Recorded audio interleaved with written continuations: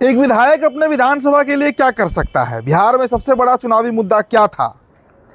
बिहार में जितने भी विधायक नवनिर्वाचित विधायक सदन पहुंचे हैं, विधानसभा का पहला सत्र चल रहा है, शीतकालीन सत्र। पहला टारगेट क्या हो सकता है? और सबसे बड़ा मुद्दा चुनाव में क्या था? रोजगार, अगर आपको याद होगा। और बिहार में कई ऐसे हुनरमंद लोग खाक छान रहे हैं जो सरकारी नौकरी की तैयारी कर रहे थे, जो सिविल सर्विसेज की तैयारी करते हैं, बीपीएससी कहिए। कई तो ऐसे मेधावी छात्र हैं जो यूपीएससी का प्री निकाल चुके हैं, मेंस निकाल चुके हैं, इंटरव्यू में छट गए हैं और वो बेरोजगार हैं, उन हाथों में कोई काम नहीं है।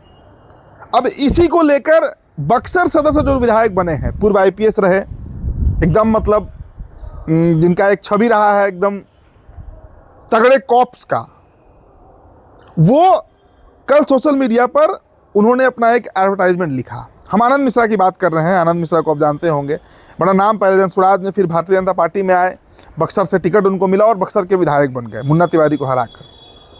अब उन्होंने वैसे लोगों को जो बक्सर सदर के वोटर्स हैं, बक्सर विधानसभा सीट के जो वोटर हैं, उनमें वैसे मेधावी छात्रों को उन्होंने आह्वान किया है, बुलाया है, जो यूपीएससी का प्री और मेंस निकाल चुके हैं, किसी कारणवश इंटरव्यू नहीं हुआ और वो बेरोजगार बैठे हुए हैं। देखिए, अगर पूछा जाए कि इस दुनिया का सबसे फ्रस्ट्रेटेड आदमी आपको कौन मिलेगा, तो वही छात्र होते हैं जो सिविल सर्विस में प्री और मेंस निकाल लेते हैं और इंटरव्यू में छट जाते हैं। उनसे अधिक फ्रस्ट्रेशन किसी में नहीं होता, क्योंकि वर्षों की उनकी मेहनत होती है, 2 बाउंड्री वो पार कर चुके होते हैं और अंतिम में मुंह पर पहुंचकर उनका सिलेक्शन नहीं होता है, तो एक अलग लेवल का उनमें फ्रस्ट्रेशन होता है। अब उनके लिए ऐसा नहीं है कि आनंद मिश्रा को इनको रोजगार देने जा रहे हैं, लेकिन एक तरीके से कहिए तो उन्हें रोजगार ही मिलने जा रहा है।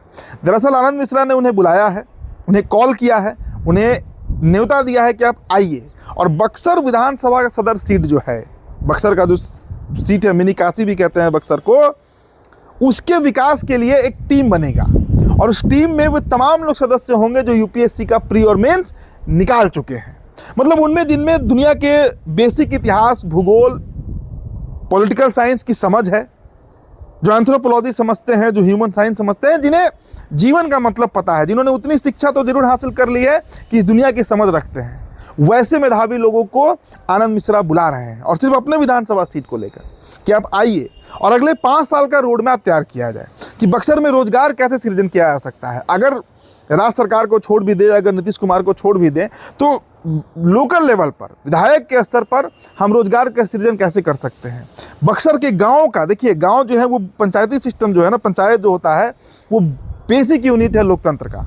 सबसे बड़ा तो खैर सदन है, लोकसभा है, लेकिन जो सबसे छोटा इकाई है वो पंचायत होता है। तो पंचायत के स्तर पर जाकर हम बक्सर का विकास कैसे कर सकते हैं, इस पर चर्चा होनी चाहिए और इसके लिए बजाते एक टीम बन रही है और उस टीम का गठन आनंद मिश्रा करने जा रहे हैं। और ये एक तरीके से कहिए तो एक उदाहरण है। अगर हर विधानसभा सीट के विधायक ऐसा तैयारी करने लगे, खासकर अगर अपने विधानसभा को ही लेकर, कि सिर्फ अपने विधानसभा की वो जिम्मेदारी उठा ले कि विधायक फंड से वो मैक्सिमम क्या कर सकते हैं, और विधायक फंड के अलावा जो जनरल डेवलपमेंट होता है, चाहे वो शिक्षा के रूप में हो, चाहे वो सदर अस्पताल के रूप में हो, स्वास्थ्य के रूप में हो, चाहे रोजगार सृजन के रूप में हो, चाहे अपने इलाके में, जैसे डेहरी का है, डेहरी वहाँ पर डालमिया फैक्ट्री हुआ करता था, अब सोनू सिंह वहाँ से जीते हैं। अगर सोनू सिंह उसके लिए प्रयास करे कि वहाँ पर कैसे अगर डालमिया खुल सके, और ना खुल सके तो उसके समानांतर एक और बड़ा फैक्ट्री वहाँ पर स्टैब्लिश किया जा सके, बसाया जा सके। कोई विधानसभा आप उठा लीजिए, वहाँ का कोई ना कोई कहानी है। अगर उसी को रेजुविनेट करने के लिए, सिर्फ उस दायरे को अगर वो पूरा करने के लिए विधायक अगर लग जाए, तो शायद पूरे बिहार का विकास हो जाएगा। और ऐसा ही कदम उठा रहे हैं आनंद मिश्रा। आनंद मिश्रा को आप लाख क्रिटिसाइज कर सकते हैं, जनसुराजी थे, फिर भाजपाई हुए, उसके पहले भी भाजपाई थे, लेकिन कम से कम विधायक बनने के बाद जो पहला कदम उन्होंने उठाया है बतौर एमएलए विधायक के रूप में, वो सच में सराहनीय है। अब अगर ऐसे 25-50 लोग भी उस विधानसभा में आराम से मिलेंगे जो यूपीएससी का प्री और मेंस निकाल चुके हैं, हजारों लाखों की संख्या में ऐसे लोग होते हैं, 10 लाख लोग हर साल यूपीएससी भरते हैं, कई हजार छात्र प्री और मेंस निकाल लेते हैं, हजारों हजार छात्र हैं।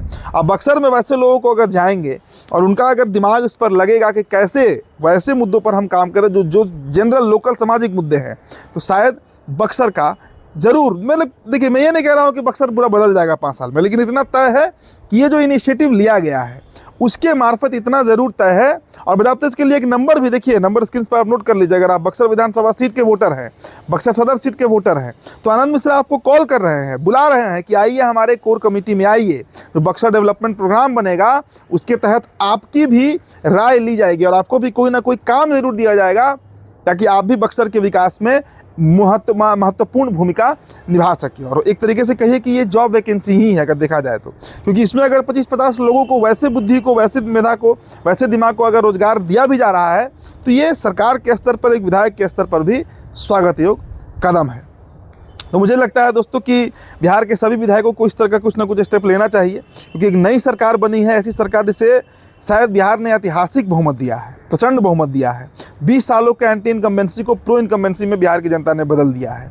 नीतीश और मोदी की जोड़ी पर बिहार की जनता ने भरोसा जताया है और उस भरोसे पर कम से कम विधायकों को जरूर खड़ा होना चाहिए, क्योंकि कई ऐसे विधायक थे जिन्हें रैंडम टिकट मिला और जनता ने उन्हें नीतीश और मोदी के नाम पर जिता दिया। उनकी जिम्मेदारी बनती है कि वे अपने सदर सीट पर, अपने विधानसभा सीट पर कुछ अच्छा काम करें। फिलहाल दोस्तों इस रिपोर्ट में इतना ही। मेरा नाम उदित तारण है, बिहार टॉपर वीडियो आप देख रहे थे। बहुत बहुत शुक्रिया।